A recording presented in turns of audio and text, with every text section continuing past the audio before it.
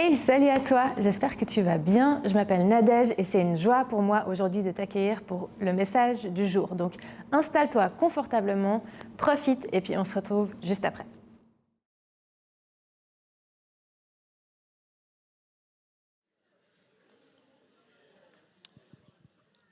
Très bien, est-ce que vous allez bien ce matin?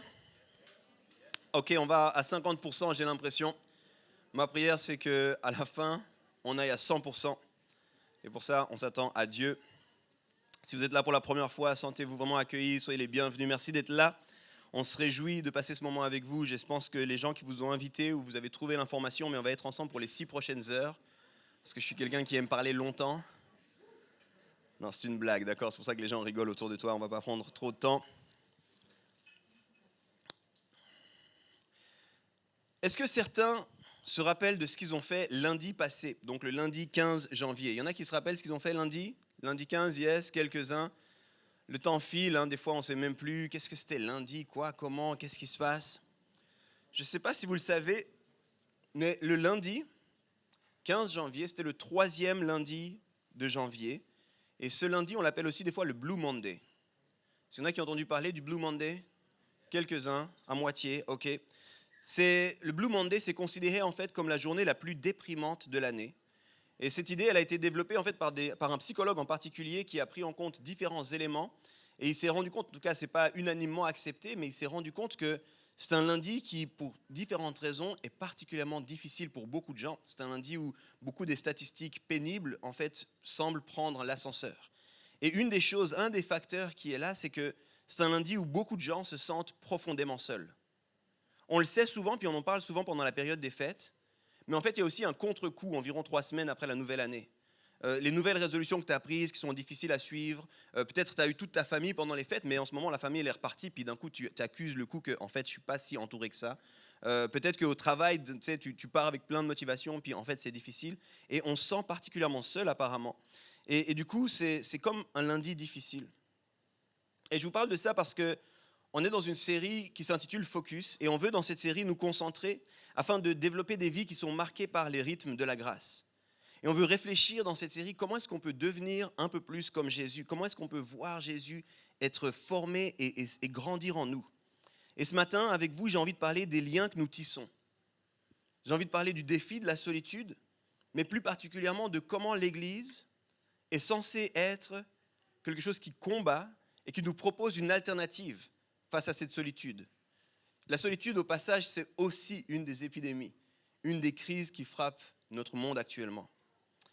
Alors on peut parler d'église, moi j'appelle ça aussi des fois des communautés spirituelles, comment développer des communautés spirituelles, ou alors le terme que je préfère et puis que je vais expliquer un tout petit peu, c'est comment développer des minorités créatives. Et c'est le titre de mon message, comment développer des minorités créatives. Je ne sais pas vraiment l'idée que tu as de l'Église, puis je prêche assez régulièrement sur ça parce que c'est peut-être des formations professionnelles, mais en tant que pasteur, on me demande souvent c'est quoi l'Église finalement. Et plus j'avance, plus je me rends compte qu'il y a beaucoup de choses à dire. Mais je crois qu'une des choses au cœur de l'Église, c'est une notion de relation. Puis on va en parler ensemble ce matin. Mais pour ça, j'ai envie de montrer un des shifts qui s'est passé ces dernières années, très rapidement, et comment ça a fait évoluer le défi des relations. Puis pour ça, je vais citer maintenant Sherry Turkle, qui est psychologue sociale au MIT. Et puis, c'est vraiment une experte sur comment la technologie a influencé notamment nos relations. Puis elle dit la chose suivante, écoutez bien. Nous sommes souvent seuls et pourtant effrayés par l'intimité. Les connexions numériques peuvent offrir l'illusion de la camaraderie sans les exigences de l'amitié. Notre vie en réseau nous permet de nous cacher les uns des autres, même si nous désirons réellement être attachés pourtant les uns aux autres. Nous préférons texter plutôt que parler. Lorsque la technologie orchestre l'intimité, les relations risquent d'être réduites à des simples connexions. Et après cela, la connexion facile est redéfinie comme l'intimité. En d'autres termes, les cyber-intimités glissent vers les cyber-solitudes. Ça, c'est un peu ce qu'on est en train de voir, et si vous vous intéressez aux jeunes générations, c'est un des enjeux des jeunes générations, quelque chose de merveilleux que la technologie, et en même temps les risques, notamment au niveau relationnel. Et je crois qu'à l'Église, on veut vivre autre chose, mais on est aussi impacté par ça. Et à l'Église, on croit à l'importance des relations profondes. Et si on le dit, puis si on le fait, ce n'est pas simplement un argument contre un problème de société. C'est en fait quelque chose qu'on voit profondément dans la parole de Dieu. Puis alors on va aller tout de suite dans le livre des Actes, vous pouvez déjà vous préparer, mais avant ça, j'ai posé encore une question, on est au début du service. Est-ce qu'il y en a qui ont vu la série de Chosen? Chosen? Ouais, ok. Ça fait un petit peu, c'est un petit peu la fierté, le fleuron du christianisme actuellement. Je ne sais pas si tu es disciple de Jésus et tu n'as pas vu de Chosen, c'est un petit peu comment, il faut te mettre à la page là. C'est le truc qu'on est fier de partager un petit peu. The Chosen, pour ceux qui ne connaissent pas, ça suit particulièrement Jésus puis la vie de ses disciples. Et je pense qu'une des forces, il y a plein de choses qui sont très très belles dans cette série, je vous encourage de la regarder. Mais une des forces, c'est qu'on réalise peut-être un peu mieux que quand on lit directement la Bible, parce qu'il y a trop de poussière d'historiques judéo-chrétiens parmi nous. On voit le défi que c'était pour les disciples d'être ensemble. On voit à quel point les disciples avaient de la peine à être ensemble. Puis des fois, nous, on pense Jésus et ses 12 disciples et on pense Blanche-Neige et les 7 nains. Puis on pense les 12 disciples, c'était on va sauver le monde. Non, pas du tout. C'était compliqué pour eux d'être ensemble. Ils n'étaient pas d'accord d'être ensemble. Ils étaient en train de se disputer. Ils étaient très, très différents. Laisse-moi te citer deux, trois noms des disciples et puis te montrer ça. Et si tu as vu The Chosen, ça va sans doute te rappeler certaines choses. Les 4 premiers disciples qu'on entend dans la Bible régulièrement, dans 2 des évangiles en tout cas, c'est Simon, André, qui sont frères, et Jacques et Jean. Puis c'est souvent en même temps qu'on nous parle de Jésus qui vient les chercher. Et eux, ils étaient sur des barques en train de pêcher. Mais ce que ça nous dit, en fait, c'est qu'ils avaient suivi l'éducation classique judaïque de l'époque. Ils étaient donc des bonnes personnes qui respectaient, ils avaient le travail du papa, et puis ils continuaient simplement. Ça, c'est bon. Mais du coup, ça veut dire que c'est un petit peu c'est dur comme je vais le dire, mais c'est un petit peu les chrétiens culturels aujourd'hui. Tu vois, ils connaissent la Bible, ils vont à l'église le dimanche, puis après, ils continuent leur quotidien tranquillement. Puis ça, c'est eux, c'est ces 4. Puis un peu plus loin, on voit qu'il y a un gars qui s'appelle Matthieu qui va se mettre à suivre Jésus. Puis Matthieu, c'était un peu un problème parce que Matthieu, il est collecteur d'impôts. Et ça veut dire que c'était un juif qui collabore avec les ennemis. Dans le contexte, c'était les Romains. Et du coup, ça dérange un peu, tu vois, parce qu'en plus de ça, très souvent, alors de nouveau, c'est perdu dans la traduction, mais en fait, on nous disait que Matthieu traînait avec les collecteurs d'impôts et les gens de mauvaise vie. Et en fait, ce que ça signifie, c'est qu'il traîne avec des gens qui ne respectent pas le cadre. Ils ne respectent pas le cadre juif, ils ne respectent pas les traditions juives, ils ne respectent pas. Donc là, ça clash un peu. Non seulement ils travaillent, ils collaborent avec l'ennemi, mais en plus de ça, ils ne respectent pas l'enseignement. C'est un petit peu, tu vois, c'est un peu la personne de mauvaise vie qui va à l'église que à Noël. Pas sérieux celui-là. Après arrive Simon le Zélote. Et Simon le Zélote, nous on lit ça comme ça, on dit ok, Simon le Zélote, mais quand on dit Zélote, le Zélote, ça veut dire qu'il faisait partie d'une secte juive qui avait pour but de détruire par la violence l'Empire romain.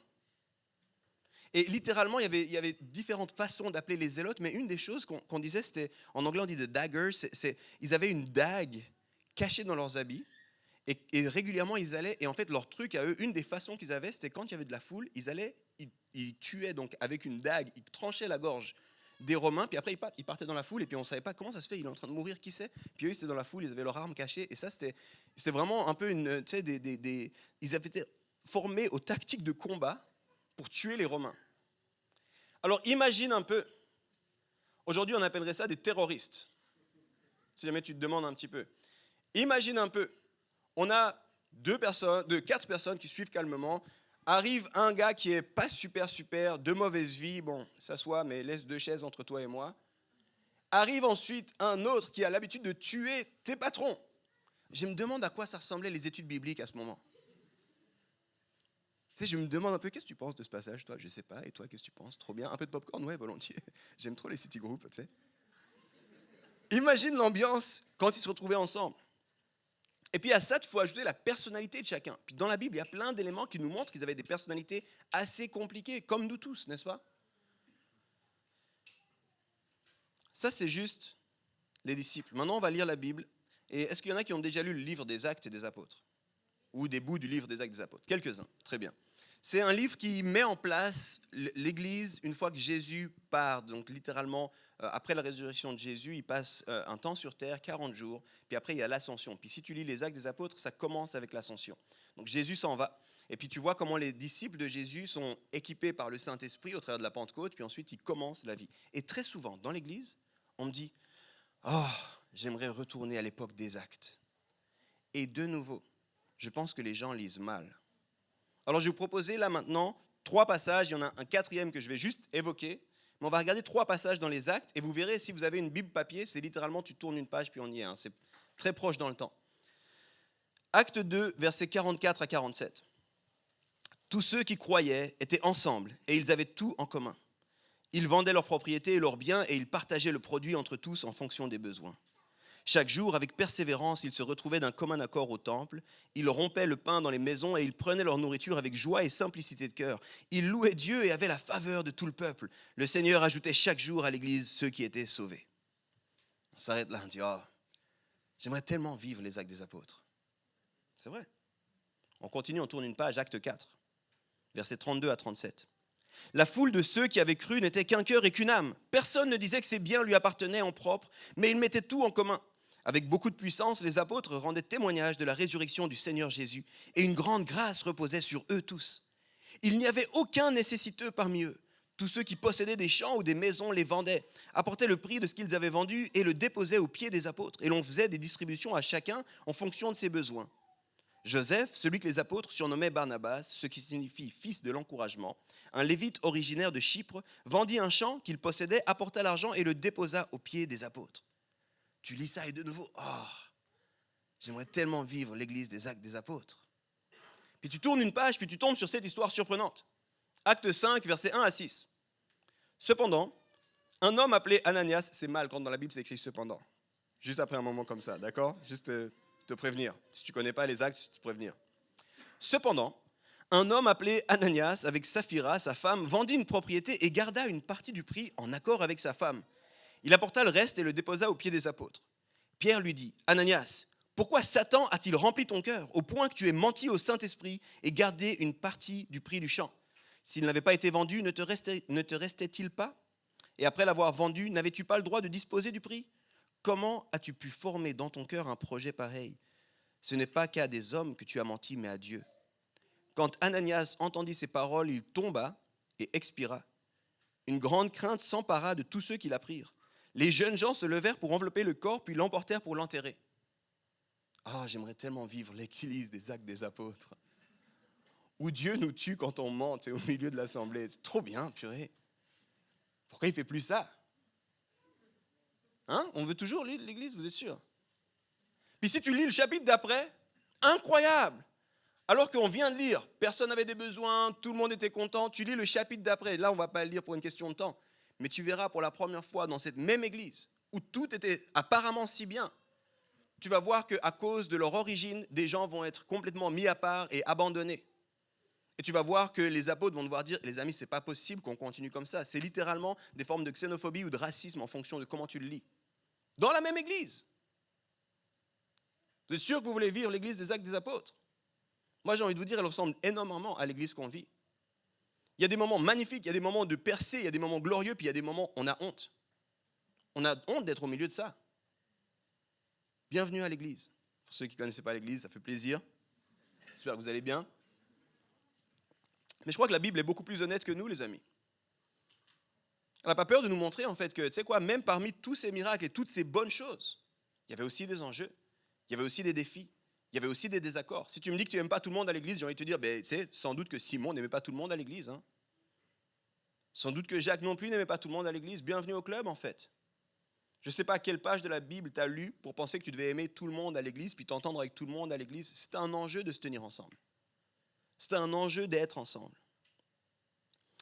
C'est mon premier point et sans doute le seul point que je vais longuement détailler ce matin. La communauté se vit dans la tension entre l'idéal et la réalité. La communauté se vit toujours dans la tension entre l'idéal et la réalité. Il y a un idéal qu'on aimerait. Où quand j'arrive, je comprends tout le monde, je suis d'accord avec tout le monde, je pense comme tout le monde, je vote comme tout le monde, j'ai le même argent que tout le monde. Et puis après, il y a la réalité, où je ne comprends pas comment c'est possible que lui soit dans la même église que moi. Comment c'est possible qu'il prie le même Dieu que moi ? Est-ce que vraiment il pense les mêmes choses que moi ? On est dans ce défi entre idéalisme et réalisme. Et des fois, on a romantisé, fantasmé l'idée d'un groupe d'individus où tout le monde est d'accord, s'entend, rit aux mêmes blagues, partage tout. Mais même dans la Bible, on vient de le lire, ce n'était pas le cas. Et la réalité compliquée, éprouvante, sordide, ça commence par moi en fait. Moi qui des fois, dois m'excuser de mon comportement, de mes pensées, de ma manière de faire. Parce qu'on est très rapide à montrer ce qui ne va pas chez le voisin. Et si tu pointes le doigt vers ton voisin, sache que sans doute un de tes voisins pointe le doigt vers toi. La vie en communauté, les amis, c'est pas la vie rêvée de moi et mes potes. C'est pas moi qui choisis ma team, puis on est tous d'accord tout le temps. C'est pas du tout ce que Jésus nous montre. La vie en communauté, c'est le choix d'embrasser et d'aimer chaque personne que Dieu va inviter. Et c'est ça qu'on voit dans The Chosen. Si tu veux suivre Jésus, c'est pas de problème, mais tu vas le suivre avec tous les autres qui le suivent. Puis si tu n'es pas d'accord, ça ne semble pas trop le déranger lui. Alors, il faut y aller. Puis c'est pour ça que des fois, tu vois qu'ils bataillent, puis ils se regardent, et puis machin. Il y a un passage que j'aime tellement où ils se disputent, mais c'est tellement bon. Il y a deux frères qui utilisent leur maman pour aller demander à Jésus d'avoir la meilleure place. Et puis les autres apprennent ça, puis on nous dit littéralement les 10 autres apprennent ça, puis ils sont en colère. Moi, j'aimerais trop voir ce moment, tu sais. Jésus dit, on va tous manger, les gars. Et tu vois les deux qui arrivent. Puis les 10 autres, salaud, va. Partagez le pain. Ouais, c'est ça, ouais, c'est ça.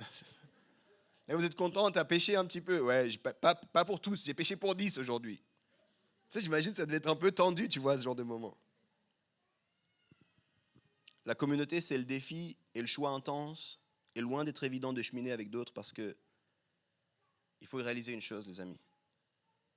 Indépendamment de ce que tu as vécu et de ce que tu penses de la communauté, suivre Jésus ne se fait jamais seul. Et c'est impossible de lire la Bible et de conclure, bon, tu sais quoi, Jésus et moi, c'est bon. Même dans l'invitation des disciples, je trouve ça fascinant. C'est peut-être un détail pour toi, mais les premiers disciples qu'il appelle, il les appelle jamais seuls. Par la suite, on va le voir qu'il prend certaines personnes, qu'il invite certaines personnes seules, mais au début, il invite que des gens à deux. Et je dis ça parce qu'il y a une étude qui a été faite par un groupe qui s'appelle Barna aux États-Unis. Et dans cette étude, il était révélé, c'était un peu une question de comment est-ce que vous travaillez, ou quelle est votre méthode préférée pour grandir en tant que disciple. Et il y avait différents choix, tu sais, c'est une étude statistique.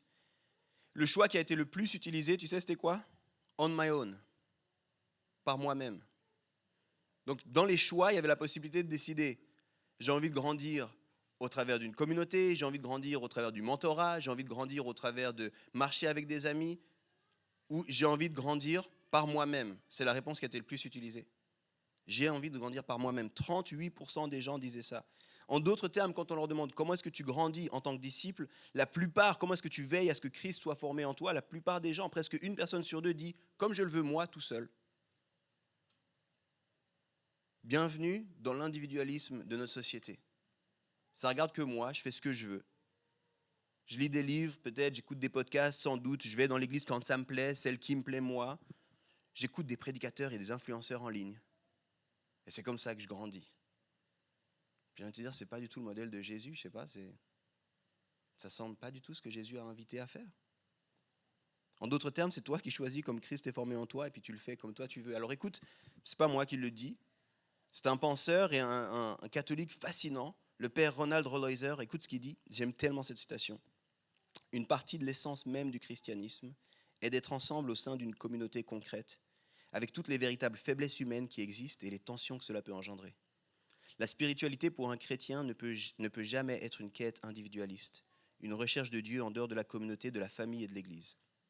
Le Dieu de l'incarnation nous dit que quiconque prétend aimer un Dieu invisible dans les cieux et refuse de s'occuper d'un voisin visible sur terre est un menteur. Ouf. Car personne ne peut aimer un Dieu invisible s'il ne peut aimer un voisin qui peut être vu. Ainsi, une spiritualité chrétienne concerne toujours autant les relations humaines que la relation avec Dieu. Tu ne peux pas suivre Jésus seul. Tu ne peux pas suivre Jésus seul. Dans le Nouveau Testament, il y a 3 réalités qui semblent prédominer quand on parle des chrétiens. Quand on parle des chrétiens, il y a 3 mots qui ressortent vraiment régulièrement. Le premier, c'est le mot matheites, qui signifie disciple. Il est utilisé plus de 200 fois. Mais comme je t'ai montré, c'est toujours les disciples d'un maître. Ce n'est pas le disciple d'un maître. Donc ça, c'est le premier mot. Le deuxième mot qui est utilisé régulièrement, c'est adelphos, plus de 200 fois. Et adelphos, en français, ce serait traduit fratrie, littéralement, ou alors frère et sœur. Donc en d'autres termes, on a non seulement le langage de la famille, mais aussi le langage relationnel. Donc Paul s'adresse par exemple à ses frères, mes bien-aimés, mes très chers frères, c'est adelphos, plus de 200 fois.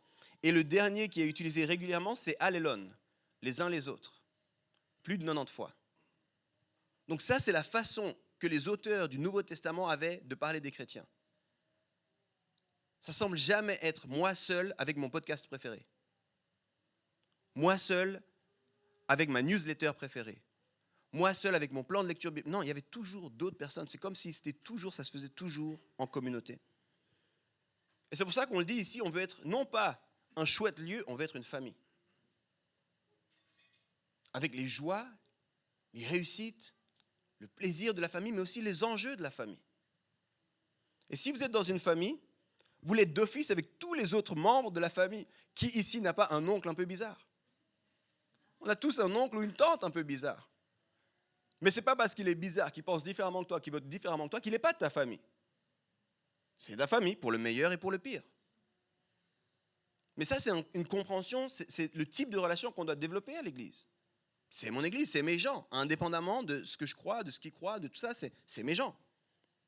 Je pense particulièrement à certaines familles qui m'ont beaucoup impacté autour de nous. On connaît des gens qui sont familles d'accueil, donc ils ont accueilli des enfants qui ne sont pas des enfants biologiques. Si vous comprenez le principe, ça s'approche de l'adoption, mais c'est un concept et un cadre juridique différent en Suisse. Donc on a des amis qui sont familles d'accueil. Et ce qu'il y a d'intéressant, c'est qu'on a des familles qui ont plusieurs enfants en tant que famille d'accueil, et ces enfants ne sont pas liés biologiquement.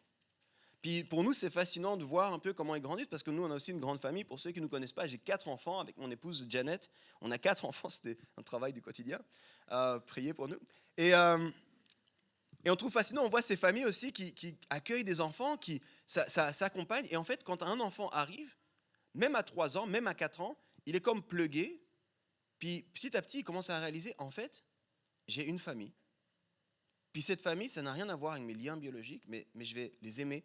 Et on voit des gens qui commencent à tisser des liens de fratrie, alors qu'ils n'ont pas un sang partagé, ils n'ont pas une ADN partagée, mais tu les vois et ensuite tu les vois jouer. Et quand tu les entends eux parler, ils parlent frères et sœurs.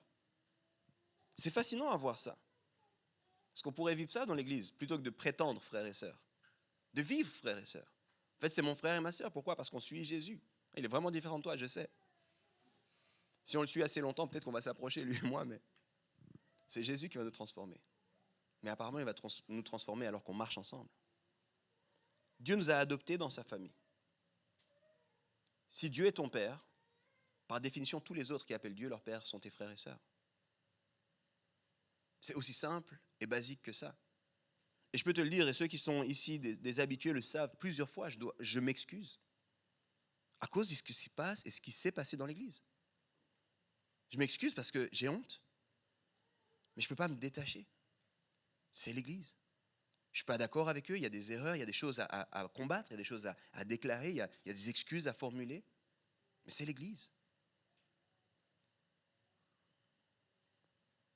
C'est dur d'accepter ça dans une société surindividualiste, où chacun veut être spirituel à sa façon, sans devoir rendre des comptes à personne, sans devoir s'attacher à personne. C'est compliqué d'entendre ça, je sais. Mais ce matin, j'aimerais vraiment qu'on comprenne le cœur de Dieu pour l'Église, et alors qu'on veut être focus, qu'on comprenne l'importance de développer des minorités créatives. Si jamais, pour ceux qui sont curieux, le terme minorité créative, on a fait toute une série, elle est disponible en ligne, vous pouvez aller l'écouter, vous pouvez aller revoir un petit peu tout ça, on développe en profondeur cette notion de minorité créative comme Église. Mais j'aimerais maintenant, très concrètement, voir avec vous 3 pratiques pour développer des minorités créatives. Puis pour ceux qui étaient là il y a 2 semaines, quand on a commencé cette série, je vous encourage vraiment à considérer est-ce que je peux mettre en place certaines de ces pratiques dans cette nouvelle année. Mais pour ça, je vais juste redonner une définition de la minorité créative. Je n'aurai pas le temps d'aller en détail de ce que ça signifie. C'est John Tyson ici, qui est pasteur à New York, qui le définit ainsi. J'aime tellement que ça ne sert à rien de refaire une autre formulation. J'ai lu la vol avec amour, merci John. Il dit la chose suivante: une minorité créative, c'est une communauté de chrétiens qui entretiennent un réseau de relations fortes et loyales. Alors pose-toi la question, est-ce que j'ai des chrétiens avec qui j'entretiens des relations fortes et loyales? Ils forment alors un groupe de gens fidèles à Dieu qui pratiquent le style de vie de Jésus afin de participer à la restauration et au renouveau dans le monde. Bienvenue à l'Église. C'est censé être ça, l'Église. En d'autres termes, je sais, ça va surprendre du monde. Ça va extrêmement plus loin que 1h30 le dimanche dans un lieu commun. Si tu veux vivre ça, ça va coûter beaucoup plus que 1h30 par semaine. Alors, quelques pratiques. Et je veux vraiment être très concret, très basique. Ma première pratique, c'est tisse des liens avec des gens de la communauté au-delà des cultes et des programmes. Décide de tisser des liens avec des gens de la communauté au-delà des cultes et des programmes. J'ai entendu une histoire fascinante d'un couple qui était dans la quarantaine, qui n'avait pas d'enfants, et qui était dans une église amie à nous ici, qui est de la région de Sacramento. Et en fait, ce couple avait pris une résolution. Ils avaient dit, tu sais quoi, chérie, on a le temps. On a 40 ans, on a un peu de moyens, on n'a pas d'enfants. Les dimanches, chaque dimanche de l'année, on va inviter un autre couple ou d'autres personnes de l'église. Et ils ont dit, ça ne sert à rien juste d'aller à l'église, puis de rentrer à la maison, puis tout ça. Donc chaque dimanche. Et dans cette église, ils ont l'habitude de faire ce qui vous embête profondément, et qui m'embête aussi moi, parce qu'on est plutôt introvertis ici. Saluer ton voisin, saluer ton voisin. Et ce couple, à chaque fois, il saluait quelqu'un qu'il ne connaissait pas. Puis à la fin, avant de s'asseoir, il disait, hey, restez à la fin, on irait manger ensemble. Puis ils invitaient les gens, des fois ils partageaient les frais, mais chaque dimanche, ils ont décidé d'inviter des personnes. Et quand je les ai rencontrés, ces deux-là, je leur ai dit, c'est incroyable, tu sais, mais moi je suis romantique et je suis typique parmi les gens qui idéalisent l'église. Je dis, c'est incroyable, ça a dû être magnifique. C'est quoi vos témoignages? La plupart des temps, c'était juste un repas et c'est tout. C'était à peine, si le dimanche d'après, c'était juste, ah salut, salut, puis c'est tout. Puis, c'est moi, ouais. Ok. Puis ils ont dit, mais par contre, il y a eu des rencontres qui ont bouleversé nos vies. Il y a eu des occasions d'accueillir des gens qui se sentaient seuls. On a pu partager, on a pu prier pour certaines personnes. Tu sais, la communauté, elle se passe entre l'idéal et la réalité. Là au milieu, il y a la communauté. Et moi, ça m'a tellement inspiré.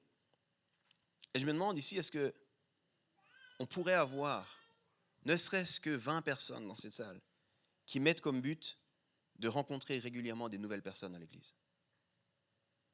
C'est quoi? C'est important qu'on tisse des liens ici, puis qu'on décide simplement de dire comment est-ce qu'on peut faire pour rencontrer du monde. Alors il y a le fameux moment de si c'est moi, c'est souvent que je vous dis salut ton voisin là. Mais il y a ce fameux moment où salut ton voisin puis tu peux décider. Il y a ce moment un peu bizarre à la fin où on va te dire tu peux rester pour un sirop puis tu peux. Est-ce qu'il y a quelqu'un qui voudrait manger un truc après au McDo ou quoi? Mais tu peux aussi décider de dire je vais aller à la table du Welcome Point et dire je suis pas nouveau mais je suis désireux de rencontrer des nouvelles personnes. Est-ce qu'il y a quelqu'un qui aimerait manger un truc ou quoi? Et juste décider de tisser des liens. Il y a d'autres façons aussi. Il y a d'autres programmes qu'on met en place où tu peux rencontrer de nouvelles personnes. Il y a des city groups, il y a des social hubs. Si tu ne connais pas tout ça, va à la table du Welcome Point à la fin. Mais est-ce que tu peux décider ça? Puis peut-être en particulier là, pendant un instant, j'aimerais m'adresser à tous ceux qui sont là depuis plus de 3 ans. Parce que ce qui se passe souvent, c'est que tu fais ça au début. Parce qu'au début, tu ne connais pas beaucoup de monde. Puis après, en fait, tu te contentes des gens que tu connais déjà. Alors je m'adresse à ceux qui sont là depuis plus de 3 ans. Est-ce que ce ne serait pas le temps d'aller rencontrer du monde? Est-ce que ce ne serait pas le moment de dire, en fait, on ne se connaît pas encore, en fait. Ça me ferait plaisir de vous rencontrer. Ok, je sais, je challenge un peu. Mais tu fais ce que tu veux, c'est un challenge, c'est tout. Ma deuxième idée, ma deuxième pratique, créer des espaces intentionnels pour vivre ces relations.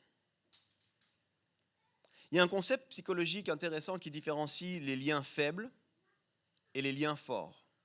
Strong tie, weak tie. Et cette idée, c'est un petit peu que, en fait, la plupart des gens aujourd'hui, quand on parle de l'épidémie de solitude, c'est qu'en fait, la plupart des gens n'ont que des relations faibles. Ça veut dire qu'il y a encore des gens qui n'ont vraiment aucune relation, en particulier les personnes âgées.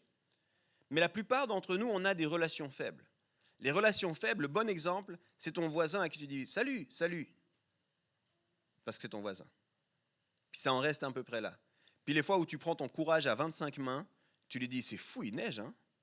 On l'avait attendu celle-là. » Puis tu rentres à la maison et tu dis « Chérie, je crois que j'évangélise, hein, c'est un truc de ouf. » On a parlé de la météo avec le voisin. Une chose après l'autre.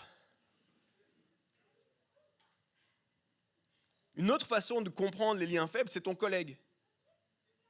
Ton collègue, tu dois lui parler de toute façon. L'obligation, les rendus, les trucs, les machins. Mais si tu regardes le niveau de discussion, très souvent, c'est un niveau qui ne nous concerne que très peu finalement. What's up, my man? All right, that's what it is. Isaac, tu veux parler avec quelqu'un que tu connais dans cette heure? Regarde, il y a Joe qui vient, il y a Ale qui vient. Non, tu veux pas? Ok, stay here then. C'est bon, il peut rester là. Quand tu vois ton collègue, la plupart du temps, tu parles de quoi avec ton collègue? La plupart du temps, tu parles de choses et d'autres, de faits divers, de météo, de trucs comme ça. Ça reste des liens faibles. C'est rare. Certains métiers, c'est plus propice à ça, mais c'est rare de tisser des liens profonds. Moi, j'en parle aussi comme les relations contextuelles ou les relations intentionnelles. La plupart des gens n'ont que des relations contextuelles. Ça veut dire qu'ils sont en relation à cause du contexte dans lequel ils sont. Les collègues, les voisins, les gens que tu croises au club. Moi, j'ai des potes, c'est incroyable, c'est les potes du club de fitness. Je ne connais pas leur nom, je ne sais pas ce qu'ils font dans la vie, je sais juste qu'on a le même horaire de fitness, eux et moi. D'ailleurs, pas la troisième fois, tu sais. Puis d'un coup, tu sais, il y en a un qui part. C'est mes gens, tu vois, je me sens moins seul. Mais la plupart des gens, ils n'ont que des relations contextuelles. Et attention, c'est là que ça va faire mal, la plupart des chrétiens n'ont que des relations contextuelles, y compris dans l'Église. Donc le fait que tu dises bonjour, au revoir, sois béni, mon frère, ma sœur, c'est juste parce qu'on est ensemble pendant 1h30 le dimanche à l'église. Mais la pratique que j'ai envie de te proposer, c'est de créer des espaces intentionnels pour vivre ces relations. Et je vais m'expliquer parce que je sais la plupart d'entre vous, vous avez un agenda de ministre. Puis si on essaye comme ça en disant hey, est-ce qu'on se verrait? Tu dis cette semaine, je suis désolé, j'ai pas le temps. Ok, c'est pas grave, on regarde la semaine prochaine. Puis la semaine prochaine, je suis désolé, j'ai pas le temps. Et c'est pour ça que ma pratique, c'est créer des espaces intentionnels. C'est-à-dire, regarde ton agenda et décide maintenant de dire par exemple, ok, à partir de maintenant, les mercredis de 18h à 20h, je suis disponible et je crée cet espace. Et tous les mercredis, je suis disponible. Comme ça, tu as un espace en fait, intentionnel. Et ce mercredi, tu peux même créer une récurrence dans ton agenda et appeler cette récurrence des liens forts. En fait, tu décides de, et si on se verrait, mais j'ai du temps pour ça. Puis devine quoi? Sur la plus de centaines qu'on est ici chaque semaine, s'il y en a quelques-uns qui ne sont pas disponibles le mercredi, je suis sûr que tu vas en trouver un qui a la même disponibilité que toi. Et je te le dis d'expérience, j'ai fait l'exercice. Il y en a certains d'entre vous, on s'est rencontrés à 5h30 du matin. Ça n'a pas duré tout le temps. Mais certains d'entre vous, on a eu le courage de se rencontrer à 5h30. Il y en a d'autres, je les ai rencontrés à 7h du matin. Il y en a d'autres, je les ai rencontrés pendant leur pause de midi. Il y en a d'autres, je les ai rencontrés pendant l'après-midi. Il y en a d'autres, je les ai rencontrés le soir. C'est quoi le moment que tu vas créer, toi? Pour arrêter d'avoir cette excuse, j'ai pas le temps. Et tu vas décider, en fait, c'est important. Pour être formé à la ressemblance de Jésus, j'ai besoin d'une communauté, j'ai besoin de gens. Et du coup, je vais créer de l'espace, comme ça, j'ai du temps. Créer des espaces intentionnels. Décide dans ton agenda de dire une fois, 2 fois par semaine, je crée des espaces. Puis en fait, ce que je veux là-dedans, c'est créer des relations profondes. Tisser du lien qui va au-delà des faibles relations que j'ai déjà. Et puis, mon dernier point, le plus important et le plus défiant. Alors, je commence en disant de façon saine et raisonnable, décide de t'engager. De façon saine et raisonnable. Zako, man, on fait quoi? Tu veux redescendre?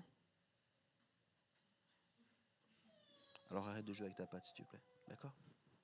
Arrête de jouer avec ta patte. Tu veux venir dans mes bras?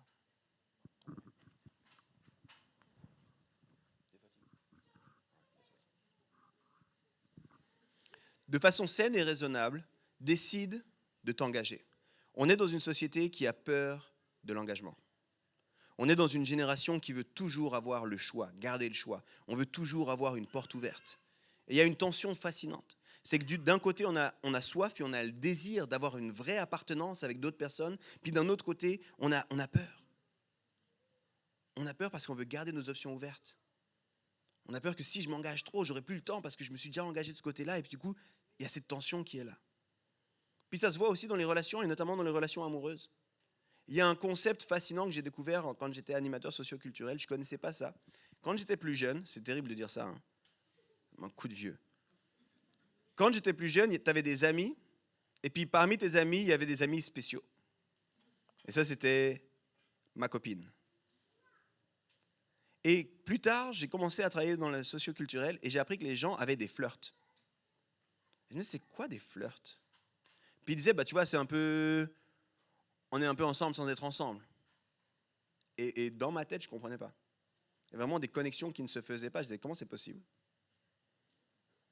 Et puis ils disaient, c'est comme ça, c'est un petit peu, on est des amis plus, tu vois.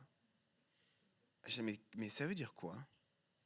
Et les gens m'ont expliqué, puis en fait, je me disais, mais pourquoi vous faites ça? Vous n'avez pas envie de vous mettre avec quelqu'un? Ouais, mais tu vois, si jamais il y a quelqu'un d'autre ou quoi, puis il ne faut pas qu'on soit trop sérieux. Et franchement, souvent, il faut garder des options. Il faut garder des options, mais on s'aime bien, mais on garde des options. Et je me disais, mais quelle horreur! Le problème, c'est que même si tu ne l'appelles pas comme ça, puis dans l'église, tu ne vas jamais le dire comme ça, on est des fois un petit peu comme ça.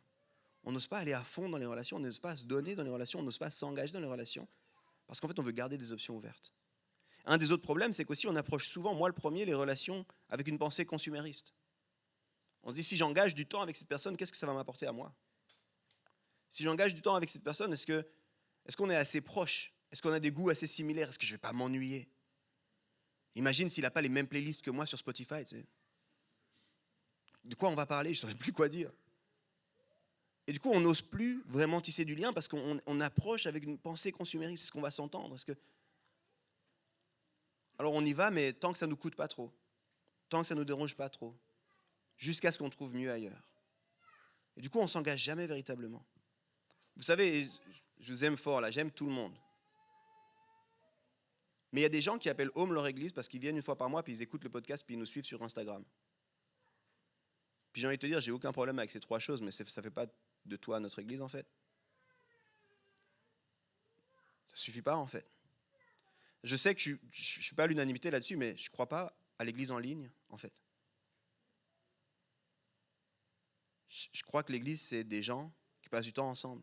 Puis je crois que la technologie peut être un bel outil pour nous aider. On fait plein de choses qu'on met à disposition en ligne pour aider, mais ça ne remplacera jamais. Puis les gens qui me disent ça, je provoque toujours un peu, je suis un peu provoquant comme ça. Je leur dis, est-ce que tu aimerais être marié en ligne? Tu sais, c'est le fun, quand tu veux, tu te connectes.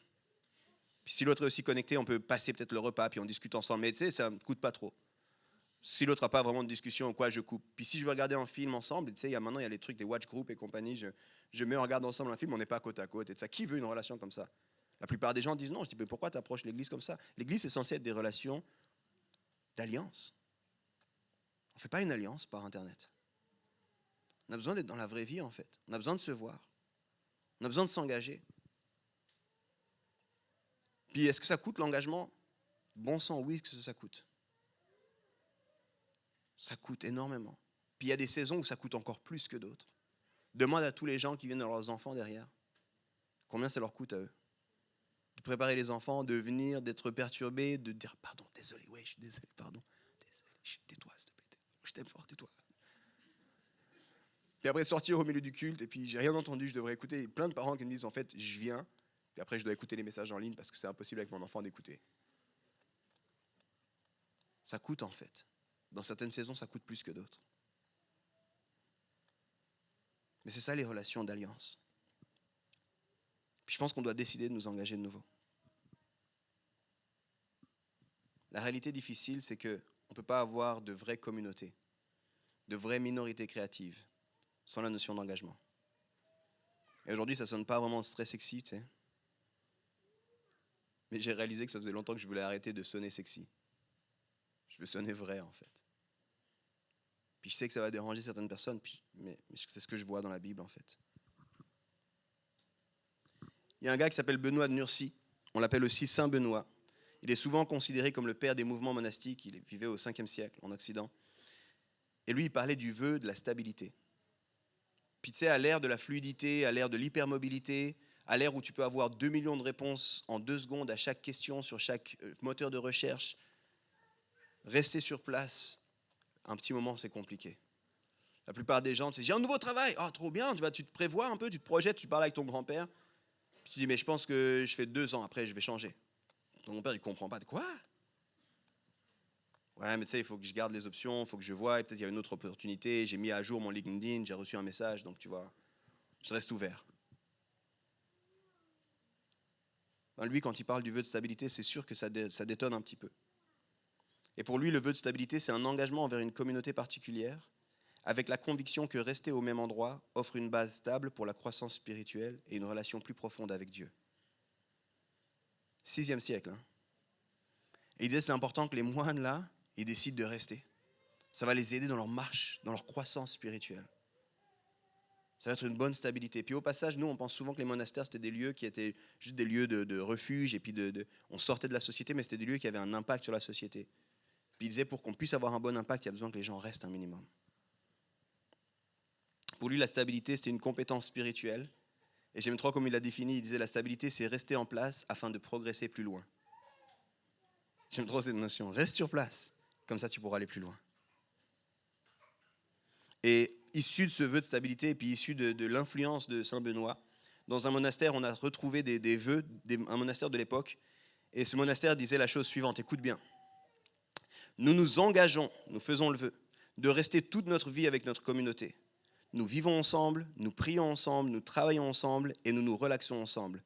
Nous abandonnons la tentation d'aller de lieu en lieu dans le but de trouver une situation idéale. Quand les gens rejoignaient une communauté, c'était à ça qu'ils s'engageaient. Alors calme-toi, il n'y a pas de vœu ici. Mais j'aime tellement cette notion. J'aime tellement cette notion de dire en fait on va s'engager, on va venir, on va appartenir, on va participer. Si on pouvait vivre un peu plus ça. Puis c'est une chose que nous on demande en particulier aux leaders, en particulier aux gens qui s'engagent, dire est-ce que tu t'engages puis tu restes là. C'est pas juste un petit temps quoi, on a besoin que tu restes là, la famille a besoin que tu restes là.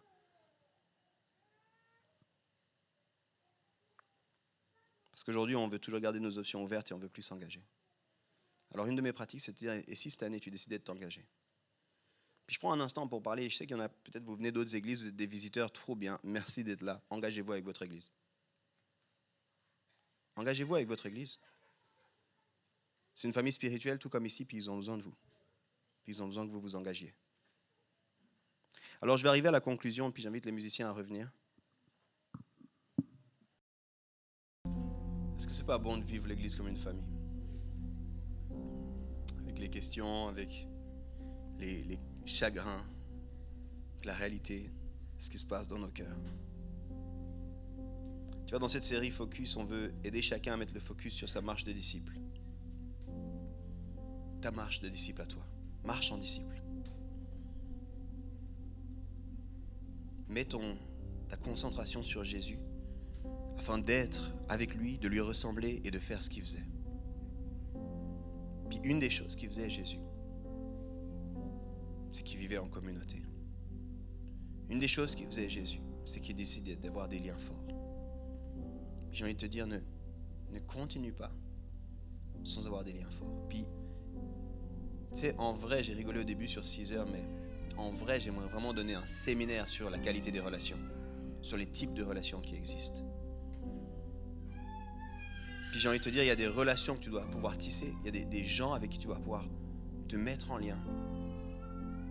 Et il y a des gens que tu dois pouvoir te mettre en lien dans ton église. Dans ton église. Ça ne veut pas dire que tu ne peux pas avoir d'amis en dehors de l'église. Si tu viens assez longtemps, tu m'entendras parler de l'importance d'avoir des amis hors de l'église. Et le problème quand on n'a que des amis dans l'église. Mais c'est pareil, il y a un problème si tu n'as pas d'amis dans l'église. Il y a un problème dans ton lien à l'église, dans ton lien au corps de Christ, si tu n'as pas de relation forte. Et puis, nous, on a comme une façon de le dire. Il faut avoir la communauté, il y a la foule, il y a la communauté et il y a la famille. Puis ce que je suis en train de te dire, c'est que je vois trop de gens avoir la communauté en venant le dimanche, la foule en venant le dimanche, en faisant un petit peu comme on peut, de temps en temps, ça c'est la foule. Puis je vois beaucoup de gens soupirer après la famille. Je veux des relations fortes. Mais en fait, la transition pour aller de la foule à la famille, ça s'appelle une communauté. Ça s'appelle une communauté, un groupe assez large. Puis si tu demandes, est-ce que Jésus a fait ça? Je vais te dire, les 3 de la famille de Jésus, ils sont connus parce que dans son cercle de 12, qui était sa communauté, il y en avait 3. Puis il a vécu certaines choses avec différentes personnes. Puis il y a un truc qui brûle dans mon cœur quand je vois des églises où en fait, j'ai juste mes 5 potes de l'église. Mais les autres, j'en ai rien à faire. Non, c'est ta famille les autres. Tisse du lien. Puis à l'époque, ils étaient obligés, parce que c'est un autre des trucs qu'on ne veut pas se rappeler de l'Acte des Apôtres, mais dans le livre des Actes des Apôtres, c'était la persécution. Donc ça veut dire qu'il y avait des fortes chances que si on a un lien fort, toi et moi, tu meurs demain. Alors je ne peux pas me contenter que de ce lien fort. Je veux chérir ce lien fort, mais je veux aussi tisser des liens avec d'autres. Parce qu'au risque où moi je meurs, ou toi tu meurs, je veux pas que tu sois seul. Je veux que tu aies d'autres personnes. On veut observer des pratiques spirituelles, on veut regarder à des pratiques spirituelles qu'on peut faire aujourd'hui pour nous faire grandir à la ressemblance de Jésus. Puis Jésus avait les 12, et dans les 12 il avait les 3. Puis j'aimerais vous dire que la communauté spirituelle, c'est un lieu que Dieu veut utiliser pour nous transformer. Alors j'ai commencé avec une citation de Sherry Turkle, et puis je vais finir avec une citation d'elle. Voilà comment elle définit, elle, la communauté. Des gens avec qui nous sommes proches physiquement, avec qui nous partageons une ou des préoccupations communes. Et pour nous ici, c'est marcher en disciple de Christ. Pour moi, ça suffit. Si tu viens ici régulièrement, puis tu veux grandir à l'image de Christ, tu es curieux de savoir ce que c'est dire de grandir à l'image de Christ, bienvenue, on peut être une communauté ensemble. Ça suffit. Après, elle continue, elle dit des gens qui ont des réelles conséquences et impacts sur nous. Une forme de redevabilité. Ce que tu fais m'affecte, ce que je fais t'affecte. C'est tisser ce type de lien-là. Et elle dit ensuite, il y a des gens qui ont une responsabilité partagée. Et pour nous ici, notre responsabilité, notre cœur, notre désir, c'est que chaque individu qui vit, qui travaille et qui gravite autour de Lausanne entende parler de Jésus-Christ. On a une responsabilité, les amis. C'est que chaque personne à Lausanne puisse faire une rencontre avec Jésus-Christ. Entendre l'invitation de Jésus par son Saint-Esprit de dire « Viens et marche avec moi » et découvrir une famille. Et ça, c'est ce qui nous drive, nous. Des fois, les gens me disent « Ah, c'est incroyable, c'est arrivé, c'est bon, une stabilité. » Il n'y a pas de stabilité. Pourquoi? Parce qu'il y a encore des gens qui ne connaissent pas Jésus à Lausanne. Tant qu'il y a des gens qui ne connaissent pas Jésus, on ne va pas s'arrêter.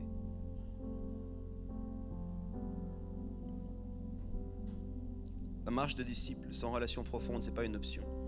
Et la croissance spirituelle prend place entre l'idéalisation de la communauté et le rejet de la communauté.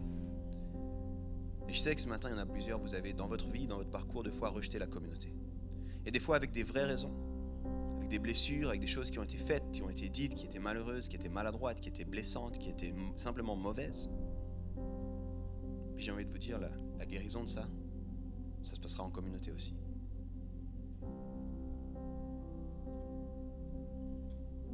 Peut-être que vous le savez, peut-être que vous ne le savez pas, mais si on a décidé de s'appeler Home, c'est notamment pour ça.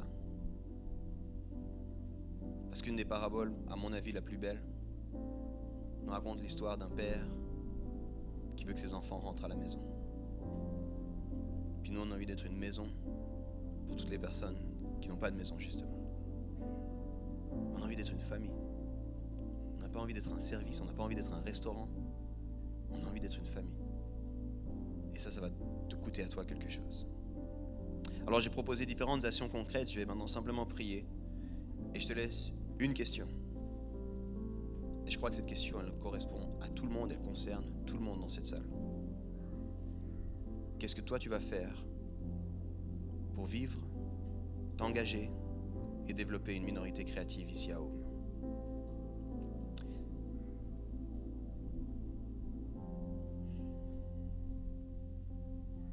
Seigneur, et derrière un message apparemment très simple, il y a une profondeur. Et il y a un enjeu qui nous concerne tous. Seigneur, je veux te suivre. Mais ta parole me montre que je ne peux pas le faire seul. Ta parole me montre que tu veux utiliser une communauté spirituelle autour de moi pour me façonner davantage à ton image. Alors aide-moi à embrasser cette réalité. Aide-nous à embrasser cette réalité. Que nous puissions être, Seigneur, une minorité créative. Un lieu où des liens d'un style différent puissent être tissés. Que nous puissions être une maison pour tous ceux qui n'en ont pas. Afin que plus de monde te rencontre et chemine avec toi. Pour ta gloire et ta gloire seule. Amen. Prenez un un instant pour réfléchir avant qu'on chante de nouveau.